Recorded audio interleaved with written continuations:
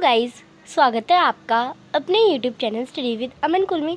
आज हम लाए हैं क्लास 9 के बच्चों के लिए आपका साइंस का कॉमन एनुअल एग्जामिनेशन, जो कि आपका 21-22 सेशन के लिए मॉर्निंग शिफ्ट का पेपर है।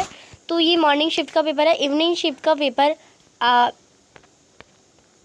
अगर आपके पास है तो आप वो मुझे भेज दीजिए, हम उसके भी सॉल्यूशन साथ साथ कर लेंगे। तो ये जो टाइम था पेपर का 2 घंटे का था। मैक्सिमम मार्क्स 35 प्रिंट हो गए थे, बट ये गलत है। 40 मार्क्स का आपका पेपर था। अब सबसे पहले इसके जनरल इंस्ट्रक्शंस जो कि देख लेते हैं। 3 सेक्शंस थे और टोटल 15 क्वेश्चंस थे। और कुछ सेक्शन ए में 7 क्वेश्चंस थे 2 मार्क्स के। सेक्शन बी में 6 क्वेश्चंस थे 3 मार्क्स के सारे थे।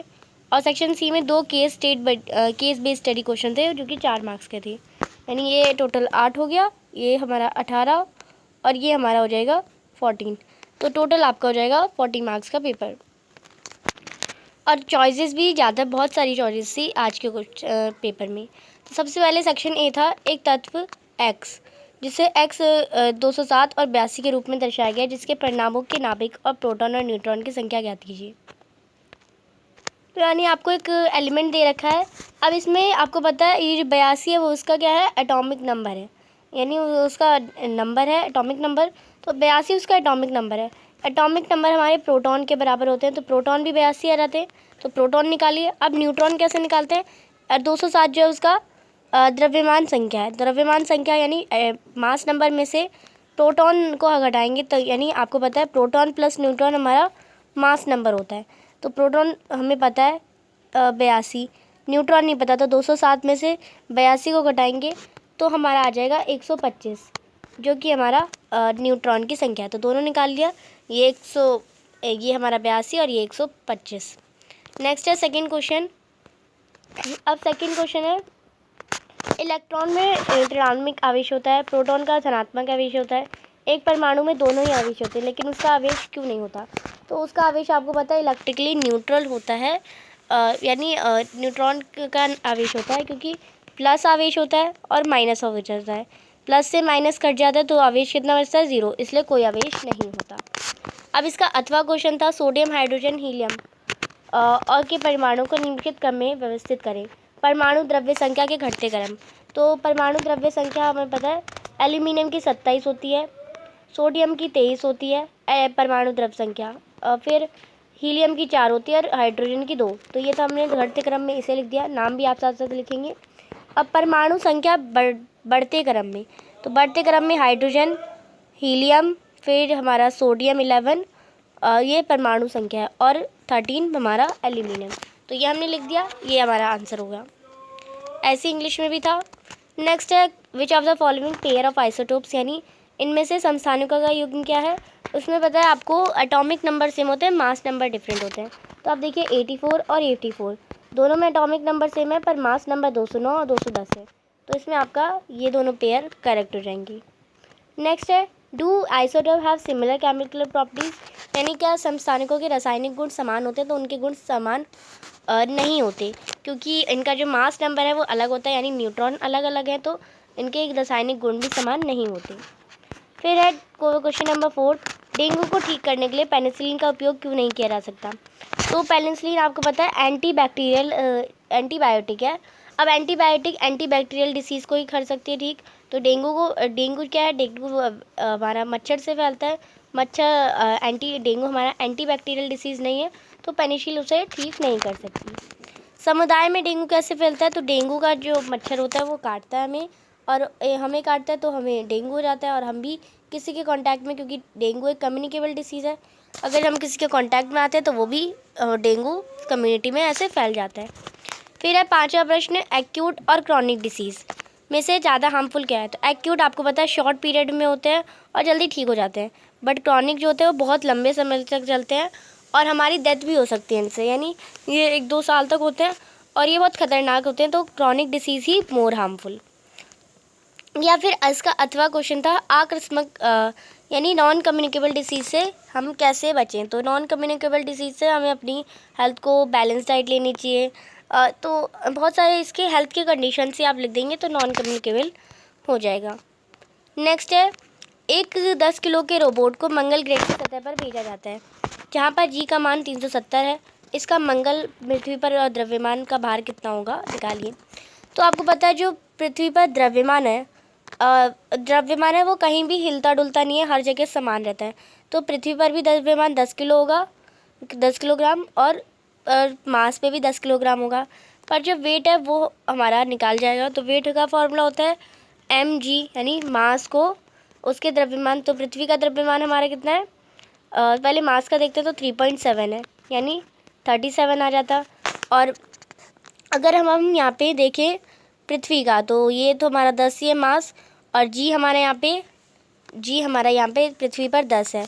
तो 10 को 10 से गुणा करेंगे तो हमारा आ जाएगा 100। तो 37 न्यूटन 100 न्यूटन, ये हमारा वेट आ गया, और ये जो भार मास है वो हमारा आ गया। नेक्स्ट है, एक प्रयोग के दौरान समान ऊंचाई की दो अलग अलग इमारतों से समान आकार के द्रव्यमान की 2 गेंदें गिराई जाती हैं, जहां एक इमारत ध्रुव पर और दूसरी इमारत विषुववृत्त वृत्त पर स्थित है। इनमें से कौन सी गेंद ज़मीन पर पहले पहुंचेगी? यानी इसमें बताया गया है ए और बी जो बॉल है, वो एक बॉल ए है और एक बॉल बी है, वो दोनों सेम साइज़ की है, उनका मास भी सेम है। अब वो एक दोनों बिल्डिंग से गिराई जाती हैं, और जिनकी हाइट भी सेम है। अब जो ए है ना वो पोल पे है, यानी अगर हम अर्थ पे देखें तो ए जो बिल्डिंग है जिसकी सेम हाइट है वो पोल पे है, और जो बी बिल्डिंग है वो हमारी इक्वेटर पे है। तो आपको बताना है कि ग्राउंड पे सबसे पहले कौन सी गिरेगी। तो ग्राउंड पे जो ए वाली है वो इसलिए सबसे पहले गिरेगी क्योंकि इन दोनों का जो डिस्टेंस होता है वो बहुत कम होता है, पर इसका डिस्टेंस, क्योंकि हमारी जो पृथ्वी वो चपटी है तो इसका डिस्टेंस ज़्यादा होता है, तो ए वाली पहले गिरेगी। ये आपको रीज़न लिखना था। बताइए कि दिए गए युग्मों में गुरुत्वाकर्षण बल का समान होगा या अपसर।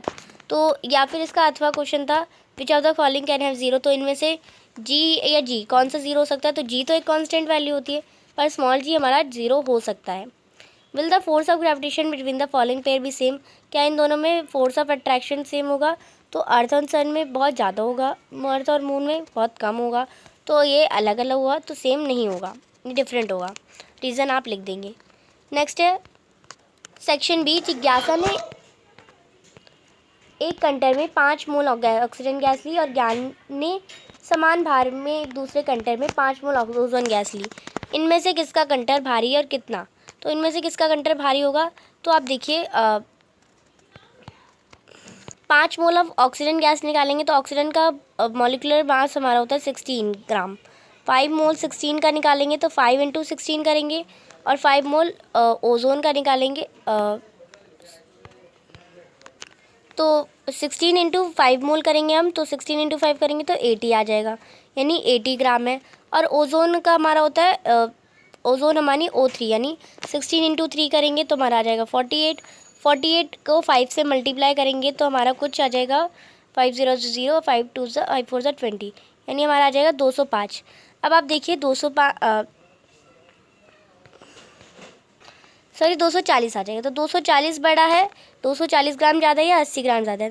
तो ऑफकोर्स 240 ग्राम ज़्यादा है, 80 ग्राम कम है। और अब कितना ज़्यादा है? तो 240 में से हम 80 घटा के इससे निकाल सकते हैं कितना ज़्यादा है। तो ये 0 आ जाएगा, ये हमारा 1, ये 14, 14 में से 8 घटाएंगे तो हमारा आ जाएगा 6, बचा 1। तो 160 ग्राम जो हमारा ओजोन है, 5 मोल का ओजोन, वो ज़्यादा है, यानी ज्ञान का ज़्यादा है और जिज्ञासा का कम है। फिर है how many atoms of nitrogen are present in 5 mole. तो कितने एटम्स प्रेजेंट होंगे 5 मोल में? तो नाइट्रोजन का आपको पता है एटॉमिक मास 14 होता है। 14 को 0.5 से मल्टीप्लाई करेंगे तो एटम्स आ जाएंगे। 14 इंटू 0.5 करेंगे तो हमारा आ जाएगा, यहाँ पे मल्टीप्लाई करके दिखा रखा है, 7 आ जाएगा। तो 7 ग्राम एटम्स प्रेजेंट होंगे नाइट्रोजन के 0.5 मोल में।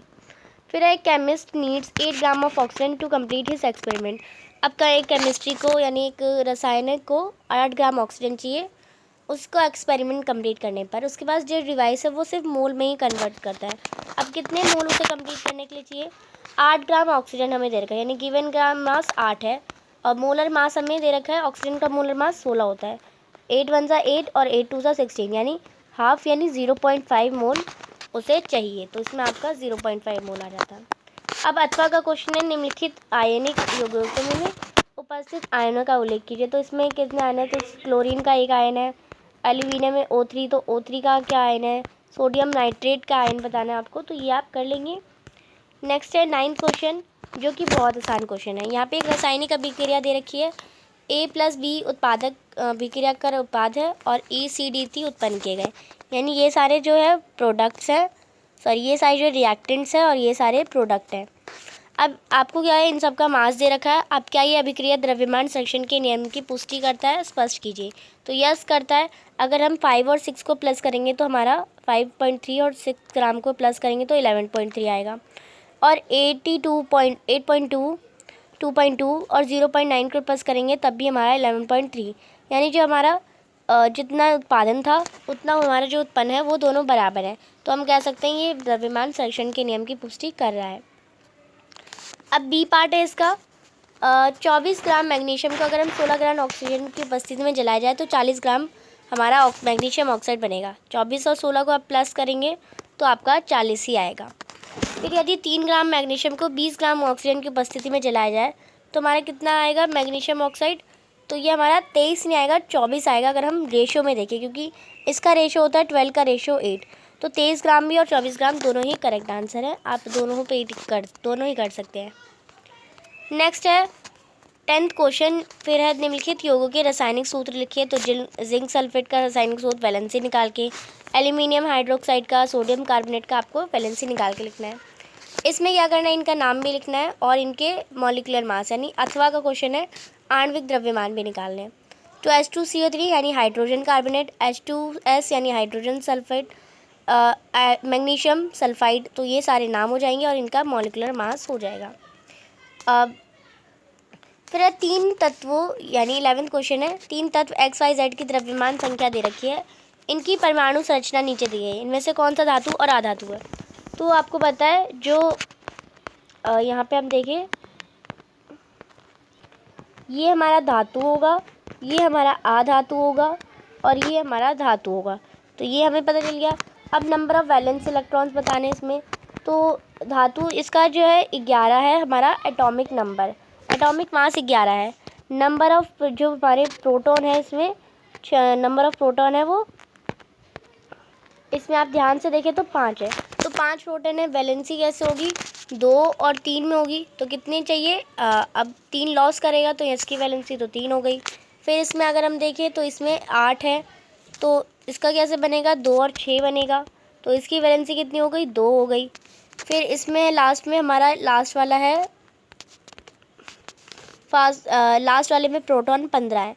तो इसकी अगर हम करें तो 8 तो 10 और 10 हमारा ये 5 हो जाएगा। तो इसकी वैलेंसी कितनी हो गई? 3 हो जाएगी, सॉरी। तो इसकी वैलेंसी 3, इसकी वैलेंसी 2 और इसकी वैलेंसी 3 हमारा आंसर हो जाएगा। फिर है गुरुत्वाकर्षण का सार्वत्रिक नियम लिखिए। ये आप लिख सकते हैं। ये डायरेक्टली प्रोपोर्शन होता है product of their mass and inversely proportion होता है square of the distance between them. Next है what is the force of gravitation between 2 object 2 kg and 4 kg if 1 metre apart from each. तो आपको पहले पता है फॉर्मूला, आपको force of gravitation बताना है। तो F इक्वल टू आप कर देंगे, G की वैल्यू रख देंगे 6.67 और मास हमें 2 दे रखा है और मास हमें 4 दे रखा है, मल्टीप्लाई में 1 मीटर। तो 2 फोर्स ऑफ हमारा 8 अपॉन में 1 और इसको इससे मल्टीप्लाई करेंगे तो हमारा फोर्स ऑफ ग्रेविटेशन आ जाएगा। नेक्स्ट दे रखा है क्वेश्चन नंबर 13। आपने किसी दीवार को अत्यधिक बल से धक्का दिया लेकिन दीवार आप अपनी स्थिति में स्थापित नहीं हुई। इस स्थिति में आपका कितना कार्य किया? तो आपने कोई कार्य नहीं किया, आपने शून्य कार्य किया है। शून्य कार्य कैसे? कार्य करने की आपको पता है वर्क करने की 2 कंडीशन होती है, यानी आपको फोर्स लगाना है और जो वस्तु है वो डिस्प्लेस यानी विस्थापित होनी चाहिए। पर यहाँ पे वस्तु विस्थापित नहीं हुई यानी काम नहीं किया गया।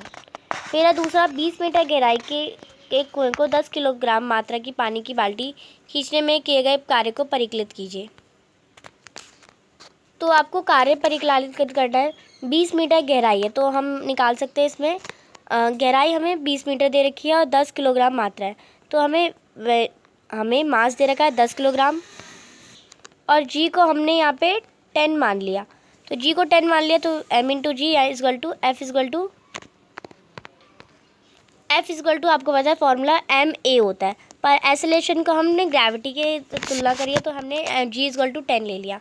ये हमारा 10 है, ये हमारा 10 है, तो क्या आ गया हमारा 100 न्यूटन हमारा फोर्स आ गई।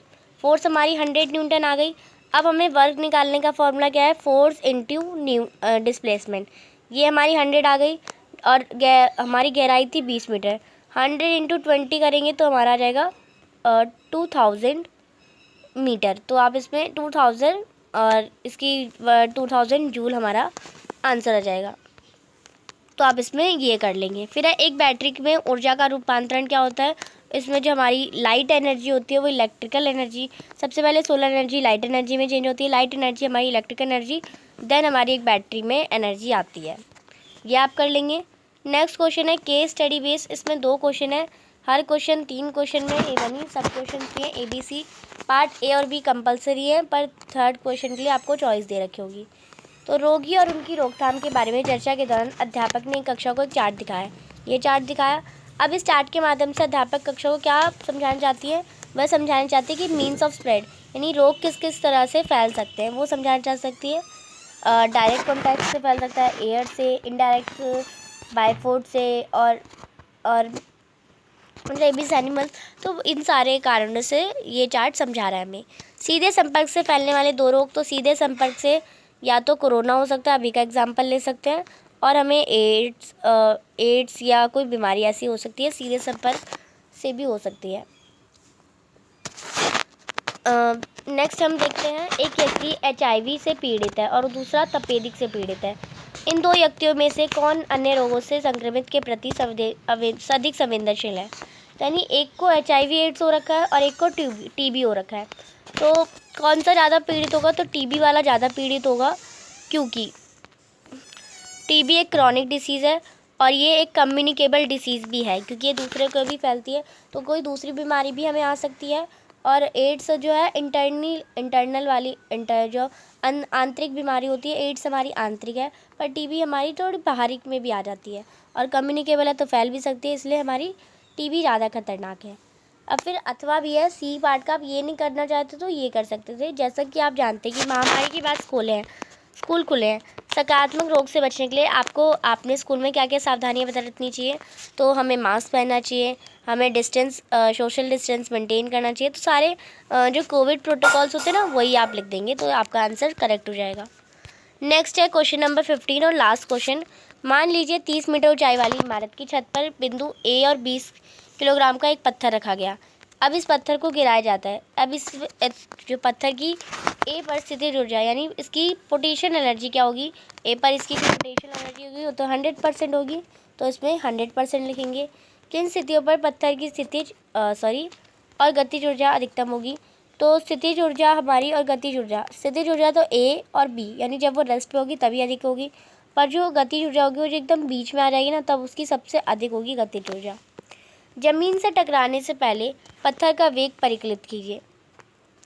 तो ज़मीन से टकराने से पहले पत्थर का वेग कितना होगा, आप इसे फॉर्मूले से निकाल सकते हैं, या फिर ये क्वेश्चन कर सकते हैं ऊर्जा संरक्षण का नियम, यानी energy law of conservation of energy. तो एनर्जी ना ही बनाई जा सकती है ना ही डिस्ट्रॉय करी जा सकती है, बस ये ट्रांसफॉर्म होती है एक दूसरे में। मुक्त पतन से क्या अभिप्राय है, यानी फ्री फॉल क्या होता है। फ्री फॉल होता है जब कोई ऑब्जेक्ट गिरती है तो उसमें कुछ एक्सेलरेशन होता है, उसे ही जिसे हम एक्सेलरेशन ड्यू टू ग्रेविटी कहते हैं, वही हमारा फ्री फॉल यानी मुक्त पतन कहलाता है।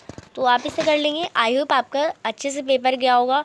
अगर किसी का अच्छा नहीं गया तो आपको सैड नहीं होना है, आपका नेक्स्ट एग्ज़ाम के लिए और मेहनत करनी है। एंड दुखी नहीं हो रहा है कि मुझे कंपार्टमेंट आ जाएगी या मेरी फेल हो जाएगी। आपको अपने पे विश्वास है, आपने एग्ज़ाम करा है, आपने थोड़ा बहुत भी तो हर क्वेश्चन पे लिखा ही होगा, तो आपको चिंता नहीं करनी, बाकी एग्ज़ाम में फ़ोकस करना है। एंड चैनल को सब्सक्राइब ज़रूर कर दें। एंड अगर आप में से किसी के पास इवनिंग शिफ्ट का पेपर भी है तो आप वो मुझे भेज सकते हैं, मैं उसमें भी सॉल्यूशन वीडियो डाल दूँगी। तो चैनल को सब्सक्राइब नहीं किया तो प्लीज़ चैनल को सब्सक्राइब ज़रूर करें, ज़्यादा से ज़्यादा दोस्तों के साथ शेयर करें, वीडियो अच्छी लगे तो इसे लाइक ज़रूर करिएगा, और कैसा गया आपका एग्ज़ाम वो मुझे कमेंट सेक्शन में ज़रूर बताएं। Thanks for watching, bye bye guys.